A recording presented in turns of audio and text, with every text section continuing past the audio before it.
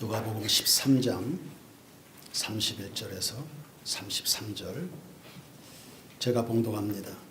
곧 그때에 어떤 바리새인들이 나와서 이르되 나가서 여기를 떠나소서 헤롯이 당신을 죽이고자 하나이다.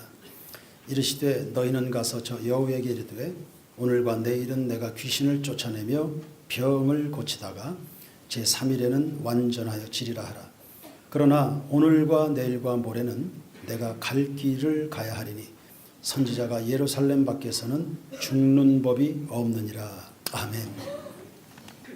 넬슨 만델라 백인 정권의 인종차별적 탄압으로 27년간의 옥고를 치렀습니다. 그러나 그 아픔을 딛고 일어서 남아공의 대통령이 됐습니다. 입지전적인 인물이라 그렇게 불립니다. 그의 이름이 세계 정치사에 회자되는 것은 물리적 고난과 싸워 이겼음보다는 원수를 용서하고 흑백으로 갈라선 민족을 하나로 통합해낸 용기입니다. 30년 가까운 세월을 무참하게 짓밟힌 사람입니다. 그런데도 그들에게 원수를 되갚는 것은 대통령으로서 할 일이 아니라고 생각한 겁니다. 그 대신 국민들에게 피부 색깔을 넘어 복수를 넘어 사랑과 희망으로 하나가 되어야 된다는 새로운 가치에 눈을 뜨게 해줬습니다. 그렇게 하는 것이 대통령이자 정치인으로서 부르심에 합당한 삶이라고 믿은 것입니다. 그 결과 국민들은 웃을 수 있었죠. 정권이 바뀔 때마다 상대 진영에 복수하느라 여념이 없는 우리네 정치 풍토와는 격이 다른 행보였습니다. 하나님, 우리나라에도 복을 주셔서 지금의 사람들도 훌륭하지만 더더욱 수준 있는 대통령들이 배출되게 하옵소서. 역사 가운데 감동 스토리를 만든 사람들에게는 공통된 특징이 있습니다.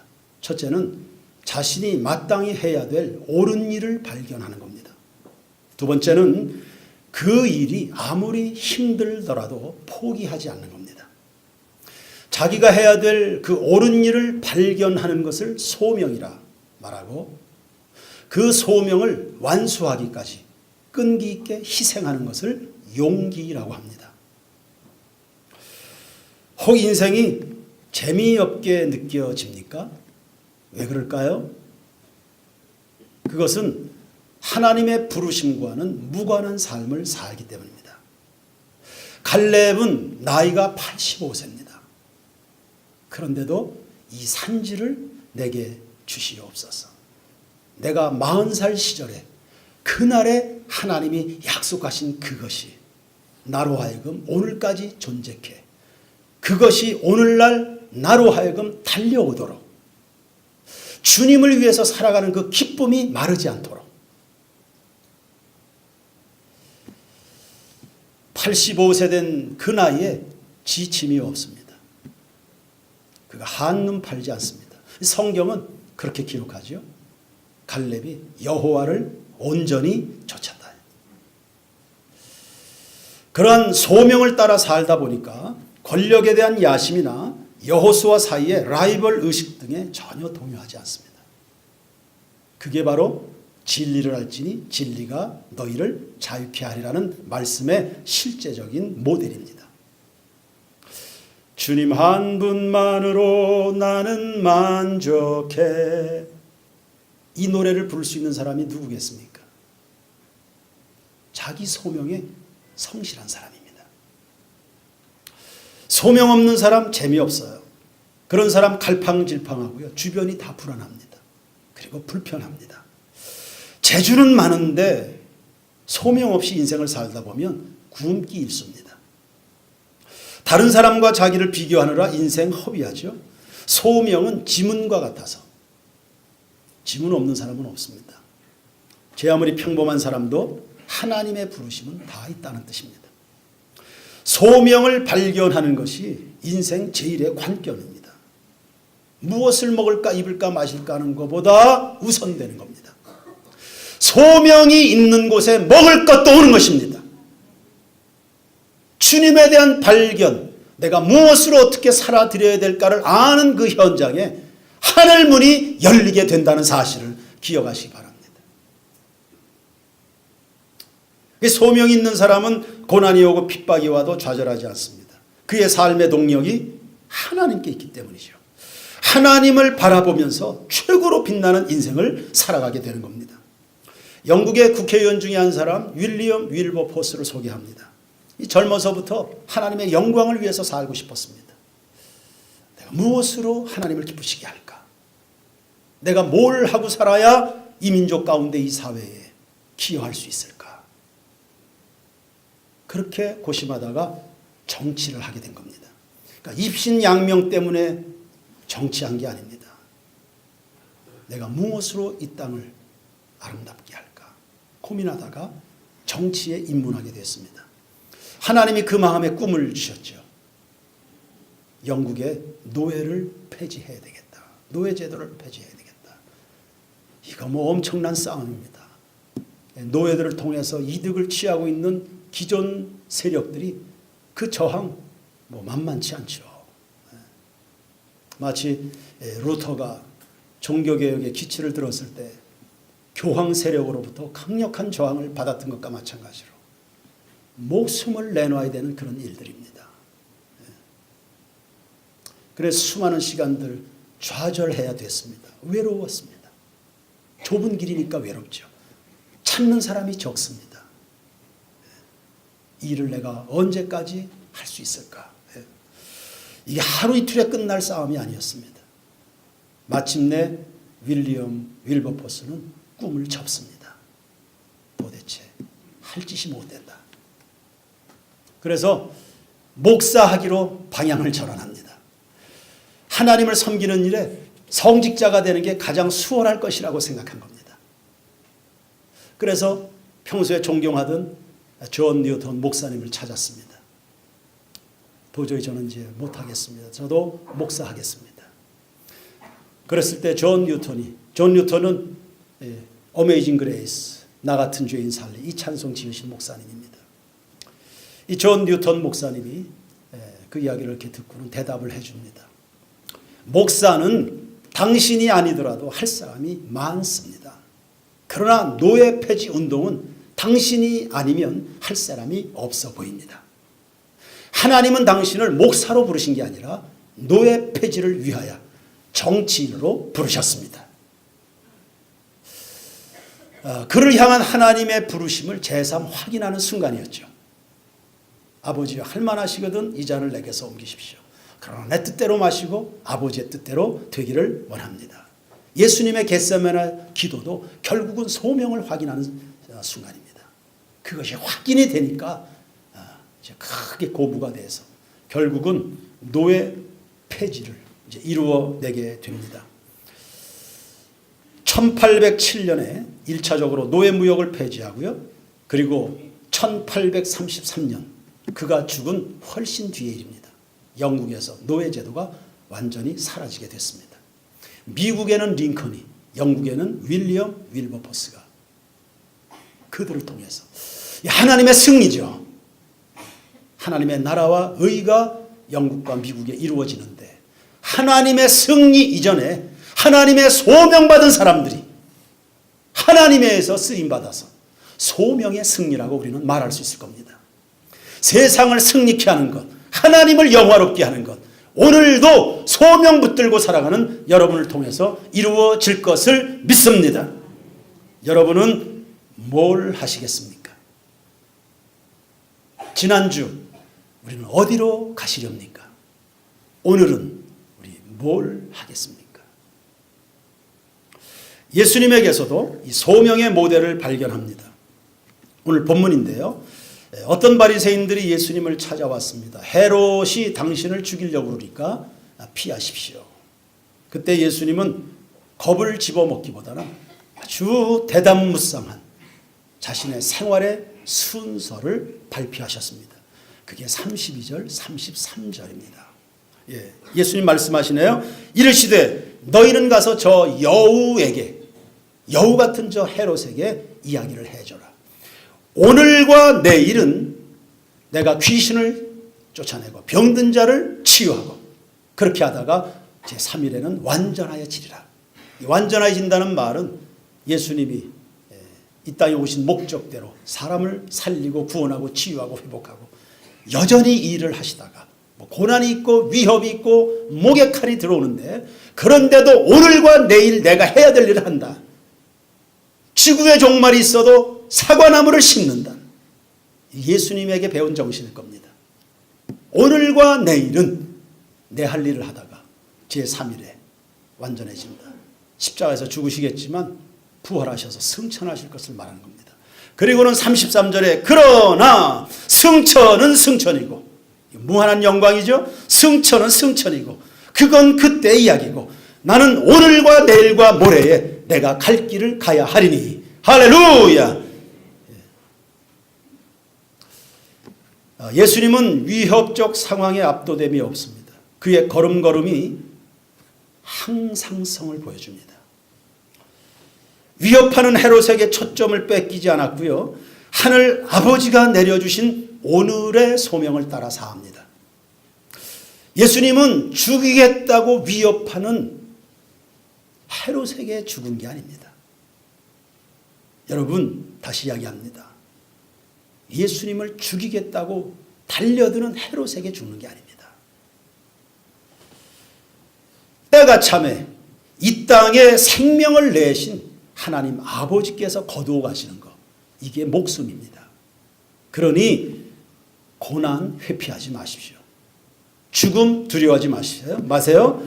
그리고 환경에 낙심하지 마시고요. 오늘의 소명을 붙들고 담대한 우리 모든 교우들이 되기를 축원합니다.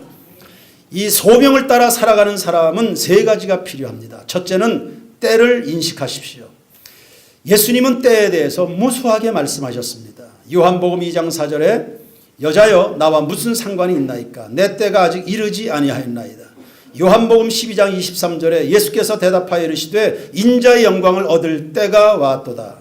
요한복음 16장 32절에 보라 너희가 나아갈까 제 곳으로 흩어지고 나를 혼자 둘 때가 왔도다. 그러나 내가 혼자 있는 것이 아니라 아버지께서 나와 함께 계시느니라. 요한복음 17장 1절에 예수께서 이 말씀을 하시고 눈을 들어 하늘을 우러러 이르시되 아버지여 때가 이르렀사오니. 예수님은 처음부터 마지막까지 늘 그 때 그냥 물 흐르듯 그냥 흘러가는 일반적인 시간을 말하는 게 아닙니다. 하나님의 뜻이 이루어지는 결정적이고 기념비적인 시간들을 말하는 겁니다. 그런 것을 카이로스라고 부릅니다. 예수님은 이 시간을 사신 겁니다. 예수님이 언급하시는 이 때가 뭡니까? 십자가에서 인류 구속을 위해서 희생하시는 그 타이밍입니다. 십자가죠. 예수님은 늘 이 시간을 생각하면서 사신 겁니다. 여러분, 인생은 두 번 다시 살 수 없습니다. 한 번뿐인 인생에 한 가지 주어진 일을 할 뿐입니다. 자꾸 한눈 팔지 마시고요. 여기저기 기웃거리지 마십시오. 예수님이 언제 다른 생각하십니까? 그냥 한 가지 십자가, 그게 그분의 소명입니다. 우리 인생들도 마찬가지입니다. 기회를 잃어버리지 마십시오. 한 번밖에 없는 기회에 우리는 한 가지 일을 하는 겁니다. 한 우물을 팔아요. 한 우물을 팔아. 에베소 5장 16절에 세월을 아끼라 때가 악하니라. 로마서 13장 11절에 또한 너희가 이 시기를 알거니와 자다가 깰 때가 벌써 되었으니 이는 이제 우리의 구원이 처음 믿을 때보다 가까웠습니다. 그러니 성도 여러분, 주어진 하루하루를 나에게 주어진 소명을 이루는 삶이라고 인식하는 것만큼 중요한 일은 없는 겁니다. 여러분에게 종말은 어떠하기를 원하십니까? 인생의 종말, 우리의 숨이 꼴딱꼴딱 넘어가는 그 시점에 무엇이 있어야 되겠습니까? 그 순간은 여러분에게 주어진 소명을 완성하는 시간입니다. 그게 후회 없는 삶입니다. 내게 주어진 소명을 완수하는 시점. 다 이루었다. 인생의 끝날에 있어야 될 장면입니다. 두 번째, 자기 소명에 집중하십시오. 남의 다리 긁지 마시고요. 예수님의 소명은 십자가 구원입니다. 어느 경우에도 그 십자가를 잊으신 적이 없습니다. 빗나간 적 없죠. 때로는 유혹이 때로는 위협이 쉬지 않았지만 딴청 부리신 일 없습니다. 예수님이 언제 정치판에 기웃거립니까? 그분이 언제 사업에 발을 담굽니까? 만약에 그것 때문에 오셨다면 예수님은 죽도록 충성하셨을 겁니다. 그러나 아니었습니다. 십자가 내가 처음 볼 예수님에게 십자가가 전부입니다. 그것이 그분의 소명이셨습니다. 그 예수님이 오늘 우리들에게 말씀하십니다. 누구든지 나를 따라오려거든 자기를 부인하고 자기 십자가를 지고 날마다 나를 따르라. 날마다 자기 십자가를 지고 자기 십자가, 그게 바로 소명입니다. 예수님에게 있어 구속의 십자가가 그분의 일이었던 것처럼 우리 각자를 향한 하나님의 일이 분명히 있습니다. 그것을 이루십시오. 그게 소명입니다. 바로 그 소명에 하나님의 기대하심이 있습니다. 요한복음 17장 4절에 예수님이 고백하십니다. 아버지께서 내게 하라고 주신 일을 이루어 아버지를 영화롭게 하였사오니, 아버지께서 내게 하라고 주신 그 일을 내가 이루어서 하나님을 영화롭게 했다. 내게 하라고 주신 일입니다. 우리의 종말에도 같은 고백이 있어야 됩니다. 하나님, 저에게 하라고 주신 일을 제가 다 이루어서 하나님을 영화롭게 했습니다. 할렐루야. 여러분, 뭘 하시렵니까? 작년이 종교개혁 500주년을 기념하는 해였습니다. 이 종교개혁이 인류에 이바지한 것 중에 하나는 직업의 소명을 발견토록 해준 겁니다. 모든 직업은 거룩하다. 흔히 오해하기를 목사나 해야 그게 거룩한 일이고 선교사나 해야 그걸 성직이라고 생각합니다. 그래서 일반적 직업에서는 소명을 느끼지 못하는 경우들이 많습니다. 그러나 잘못됐습니다. 골로새서 3장 23절에 무슨 일을 하든지 마음을 다하여 주께 하듯 하고 사람에게 하듯 하지 말라. 이는 기업의 상을 주께 받을 줄 아나니 너희는 주 그리스도를 섬기느니라. 여러분, 그리스도를 섬기는 일이 따로 있는 게 아닙니다. 무슨 일을 하든 주님 섬기는 마음으로 하면 그것이 다 거룩한 일이고 하나님께 상이 있는 겁니다. 영어 단어 vocation, 직업입니다. 그냥 직장인이라고 이렇게 이해하면 안 됩니다. 천직, 신명, 이런 뜻을 가지고 있습니다. 그러니까 여러분이 지나온 날 동안 살아왔던 혹은 종사했던 그 직업은 하나님의 부르심입니다. 저는 세인교회 담임 목사로 하나님을 섬깁니다. 여러분은 여러분에게 주어진 생업의 현장에서 하나님을 섬깁니다. 그 일 귀하게 생각하셔야 돼요. 간혹 성도들이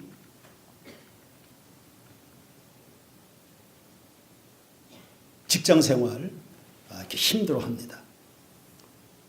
혹은 자기 생업에 갈등을 합니다. 그래서 그만둬야 될지, 그만두고 싶다, 옮기고 싶다, 뭐 이런 상담 자주 받습니다. 물론 처음부터 뭐 잘못 들어섰을 수도 있겠죠. 자기와 어울리지 않는 일을 시작했을 수도 있습니다. 혹은 하나님의 부르심과 무관한 그냥 돈을 벌 수 있다니까 그냥 넙죽넙죽 그 일을 시작했을 수도 있겠죠.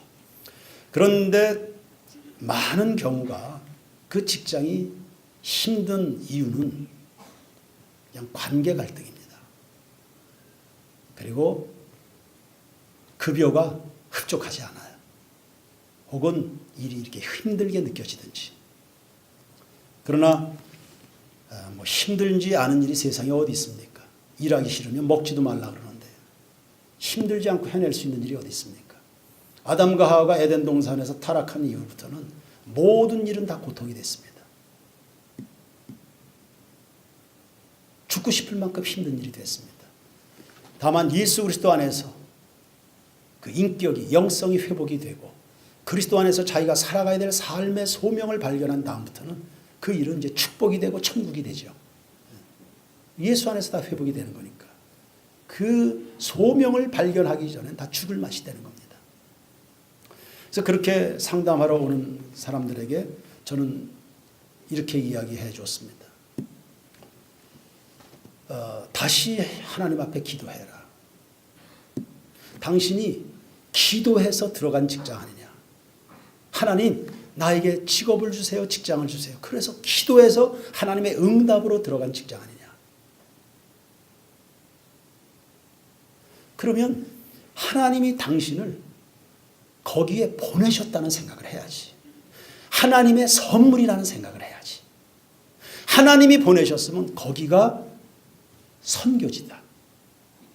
우리가 인생을 늘 누구 덕보고 살아갈 그런 생각으로 살면 되냐. 직장에서 월급 타서 가정 생계를 꾸리고 그 정도 수를 생각하면 되겠냐. 우리는 세상에 흩어진 하나님이 보내신 인생을 살아가는 사람들인데 하나님이 보내셨다. 거기가 사명의 자리고 선교지다. 그러니 보내진 직장을 축복해라. 기도해라. 사랑해라. 어디를 사랑하라고요? 직장을 사랑하십시오. 사랑하라. 직장을 사랑하고 축복하고 기도하고 그 일터를 복되게 만들어야 됩니다. 누구처럼? 요셉처럼요. 요셉처럼 내가 서 있는 그 자리를 복되게 해야 됩니다. 그게 그리스도예요. 이런데 눈을 뜨면 여러분의 인생이 달라집니다. 하나님과 더불어 동행하는 인생들입니다. 직장을 하나님 없이 바라보시면 안 됩니다. 가정이 하나님의 선물이고 교회가 하나님의 선물인 것처럼 직장이 하나님의 선물입니다. 그 교회에서 예배 시간에 충만한 성도들 여러분의 직장에서 행복하셔야 됩니다. 직장이 신바람 나야 됩니다. 소명 따라 살아가는 성도들이요. 소명 따라 살아가는 성도들이요. 오늘 내가 일하고 있는 현장이 행복하셔야 됩니다. 거기서 천국을 누리셔야 됩니다. 하나님의 은혜를 누리셔야 되고 그곳에서 하나님의 일을 하셔야 됩니다.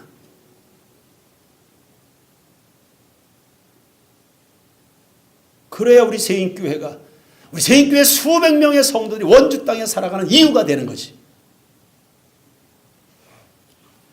이런 행복이, 이런 충만이, 이런 소망이 우리 세인교회 성도들을 통해서 원주 전역에 확산되기를 주님의 이름으로 축원합니다. 유혹은 물리치시고요. 소명을 따라 살려고 하면 고난보다는 맞습니다. 고난보다는 유혹 앞에 무너질 수가 있거든요. 예수님께도 고난부터 온 것이 아니라 가만히 유혹부터 들어왔습니다.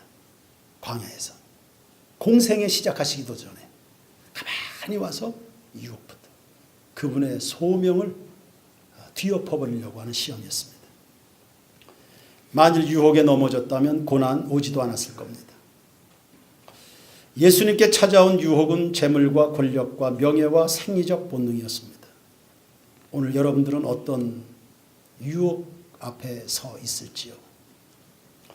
혹시 특별한 고난이 없다면 여러분은 이미 그 유혹 앞에서 하나님의 부르심을 포기했을 겁니다.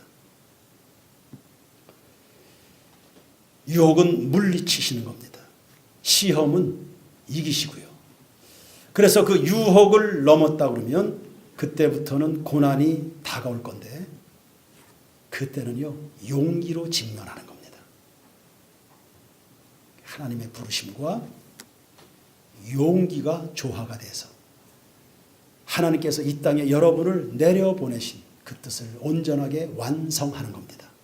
그때 하나님이 여러분 통해 영광을 받으실 줄로 믿습니다. 나는 뭘 해야 될까요? 흔들림이 없이 평생 붙들고 살아가야 될 부르심을 깊이 묵상하는 한 주간이 되기를 주님의 이름으로 축원합니다. 찬양 드리겠습니다. 아무것도 두려워 말라.